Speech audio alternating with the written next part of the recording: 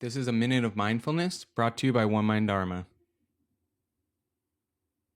Can tune into the body breathing, being with the rise and fall, the filling and emptying of the lungs,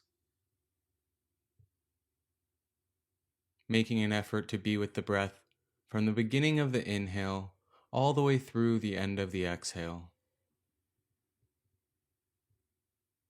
Resting in this present time experience in the physical body as the body breathes.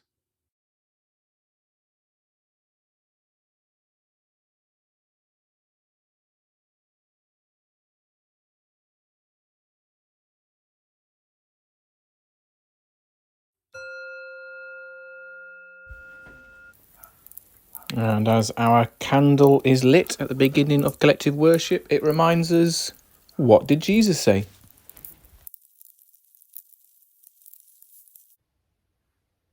What does that mean? Jesus uses pictures to tell us 7 great things about himself. They all start with the words, I am. Here is the second picture. Jesus says, I am the light of the world. Whoever follows me will never walk in darkness, but will have the light of life. But what does Jesus mean? Now, what is the weather like outside for you? Have a look. Is the sun shining? Is it raining? Is it cloudy?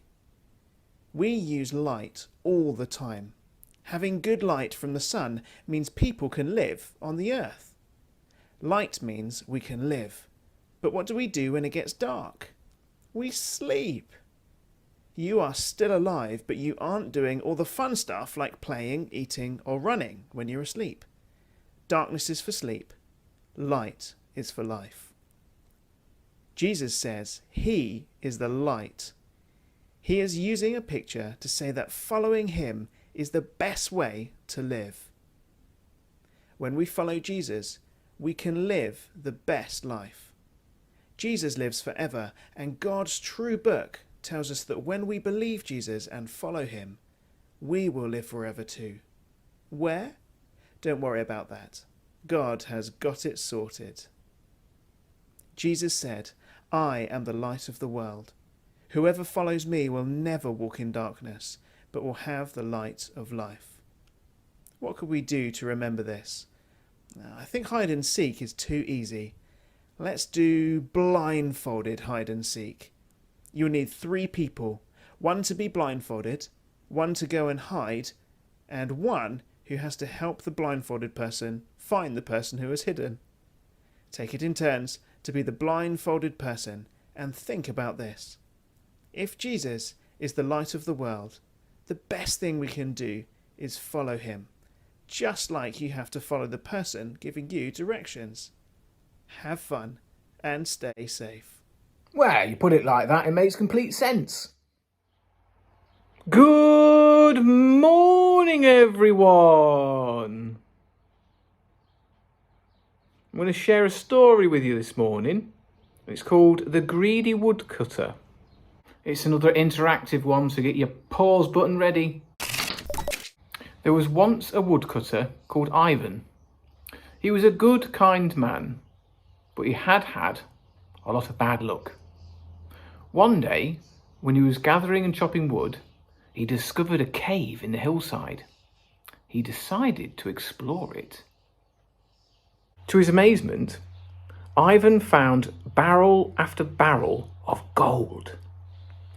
He looked around him, but there was no one about. He quickly filled his pockets with as much gold as he could carry, and just as he was about to leave, a fierce old man stepped in front of him. "That gold is mine," he said. "Put it back." Ivan felt very guilty. He emptied his pockets and replaced the gold. The old man smiled. "I know you're poor," he said, "so you may keep 2 pieces of gold." Ivan was extremely grateful. He thanked the old man and hurried home. He spent the money wisely, prospered, and made a good life for his family.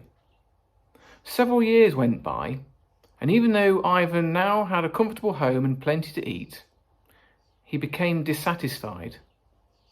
He thought about the cave and all the gold that was still there, and he became determined to get more. He remembered where he'd found the cave and he went back to it. Sure enough, he saw the barrels of full gold still there. He crammed as much gold as he possibly could into his pockets. Once again, the fierce old man crossed his path.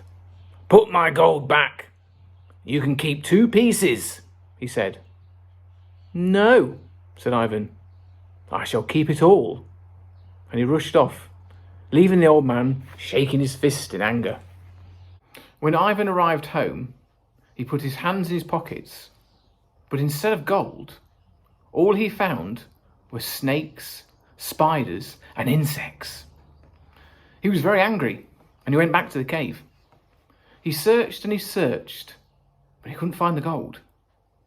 Then the old man appeared. "Your greed has been your downfall," he said. "You should only have taken what you needed. Your chance of further wealth has gone." Ivan had realised how selfish he'd been, and he felt ashamed. Do you think Ivan did the right thing by filling his pockets full of gold? Why do you think the old man let Ivan keep 2 pieces of gold? How do we know that Ivan spent his money wisely? Why did Ivan go back to the cave? What did Ivan do differently to the first time he visited the cave? What lesson did Ivan learn from the old man? Sometimes we're never satisfied and want more than we need. For if we've really had enough, it simply means it's greed. We usually associate greed with food, but we can experience greed with other things. Have a think. What else can we experience greed with? In the Bible, Jesus tells us a story about a rich man who was very foolish. In it, Jesus says, "Watch out and guard yourselves from every kind of greed, because a person's true life is not made up of things he owns, no matter how rich he may be." The most important things in our lives are not our possessions. They're not our things. So what are they?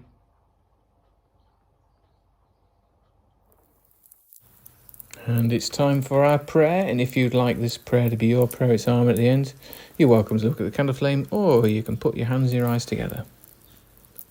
Dear God, we thank you for all that we have. We thank you for our families, our friends, and the people we love. We thank you for our homes and the food that we eat.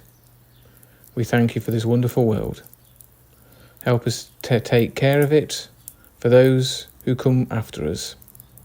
Help us to realise the true happiness comes from being satisfied with what we have and not always wanting more. Amen. Well, that concludes our collective worship for today. Remember, work hard, be kind, look after yourselves, and I'll see you around school.